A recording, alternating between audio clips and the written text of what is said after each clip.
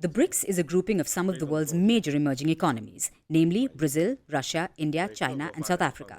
That's where the name BRICS comes from. The group will hold its 15th Heads of State and Government Summit this month. And here are some key facts that you need to know. First, where is the summit taking place? South Africa will host the summit this year. It will take place in Johannesburg at the city's Sandton Convention Centre. South Africa took up the rotating chairmanship of the group in January. Also, this will be the first in-person summit since the pandemic and will be held from August 22nd to the 24th. So, who will attend the summit this year? The list includes South African President Cyril Ramaphosa, Chinese President Xi Jinping, Brazil's President Luiz Lula da Silva, and Indian Prime Minister Narendra Modi. Russian President Vladimir Putin, however, will not attend in person. That's because of a warrant issued for his arrest by the International Criminal Court. So Putin will be a virtual participant. He will be represented in Johannesburg by Russian Foreign Minister Sergei Lavrov. Invitations have also been extended to 67 leaders. That's across Africa, Latin America, Asia, and the Caribbean.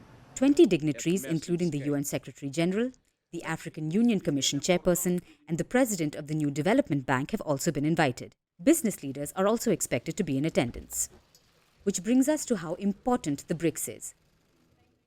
The BRICS accounts for more than 40% of the world population. That's over 3 billion people. Their combined GDP is more than $23 trillion and accounts for 26% of the global economy. Economy has always been at the heart of BRICS, but there are other key issues that loom over this summit.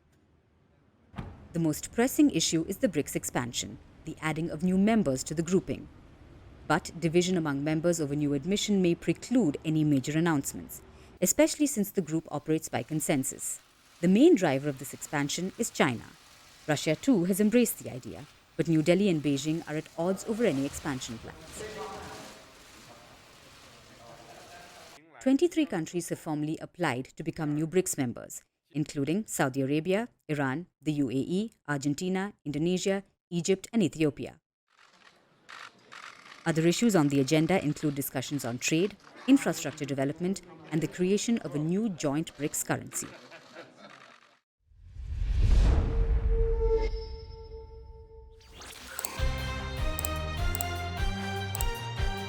I think we can all agree that freedom of expression is not limitless.